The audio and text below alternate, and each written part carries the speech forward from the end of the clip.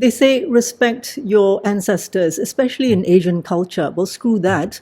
I'm not their maid to clean up the mess that they left behind, especially for us scapegoats. The burdens of their sins have been going through generations, ending up on our plates. So screw that. I send them an invoice instead. Now, this is not about hate. It's about accountability. And I'm also not encouraging you to do the same. I'm just sharing what I did.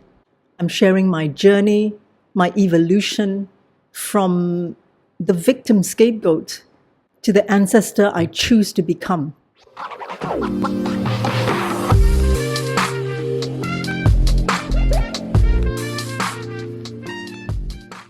Hi there, welcome back to Road Least Traveled.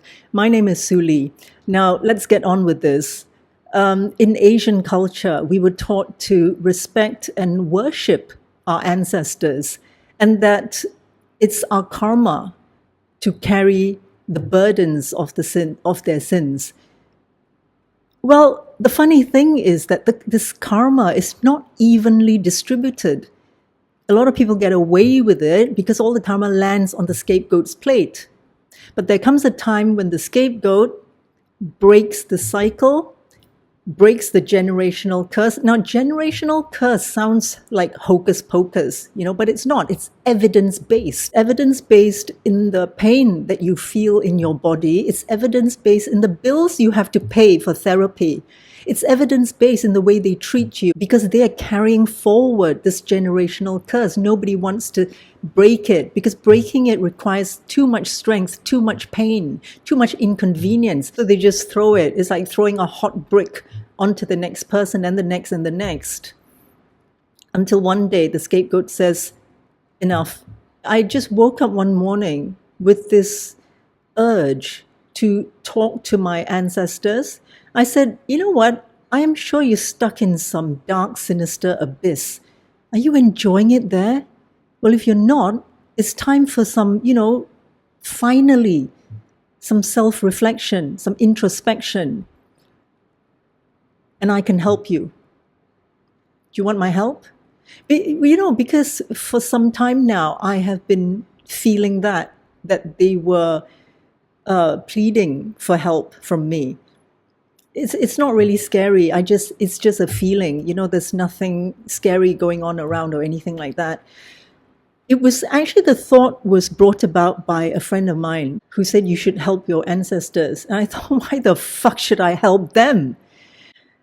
But the thought never left my mind. It kept ringing in my ears. Not that I should help them, but the word ancestors itself was just repeating, echoing in my head. And that's why one morning I woke up thinking, hey, I don't have to help them. Instead, I am going to allow them to help me in order to erase their shitty karma. Because wherever they are now, rest assured, they're not enjoying it. It's no picnic being in whatever dark place they're in now, trying to claw their way out. So I told them very, very frankly and very firmly, but I first started with burning a bunch of sage. It's just a harmless ritual. I don't know if it works or not, but what works is what's in your mind. If you stay strong, that is what works.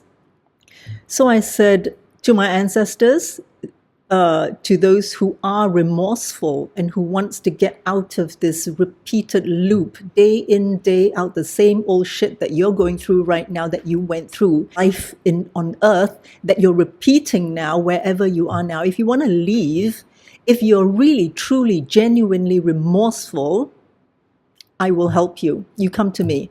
However, you must keep those dark ones out. Those who might piggyback on you for a free ride. They're not welcome in my house. They're not welcome in my space. They're not welcome anywhere near me. It's almost like a divine restraining order, So I told the remorseful ones, I said, if you are truly remorseful, if you're ready to get out of this abyss that you've been in, that you've been caught in, trapped in, I'm going to let you help me, and that will erase your bad karma. However, the moment you slack, I'm going to send you right back. So I told them 3 things that I wanted. And I said, you better get it done now. Deadline is end of this month. And I'm going to see signs of this working. If I don't see any sign, you will remain trapped. If I see the signs, and if it works out for me, that is mine. I don't need to pay you any further. That is your debt to me. There comes a time when we have to hold them accountable rather than blindly worshiping them. And it is only the scapegoat that's going to do something like this. Now, the scapegoat, when they break this generational curse, know that it is only for your lineage. You don't have to do it for any other family. It just stops where you are, for your children or your pets, if you have any. You see, these ancestors that left a string of dumpster fires for the next generation, that created damaged people, broken relationships, narcissistic families, psychopaths, sociopaths, it's only the scapegoat who's going to break this generational curse. They need us more than we need them. They're stuck somewhere in some pathetic place. They're desperately trying to claw their way out. So it's only us that can help them, because they can't do it themselves. They need light. And when we hold the light, we hold the power. We don't have to do anything. We just have to let them help us. Okay? But I do have one clause. I say to them that whatever you bring to me has to be clean. It cannot be rooted in some kind of dodgy, dirty means, So that's my clause. The other clause is, the dark ones who have no remorse whatsoever, you are not welcome here. And I triangulate them, give them a taste of their own medicine. I make the good ones spy on the bad ones and to keep them away from me. I've broken it for myself. I've broken it for my friends. I've broken it for my dogs. If nothing else, that's the victory of the scapegoat.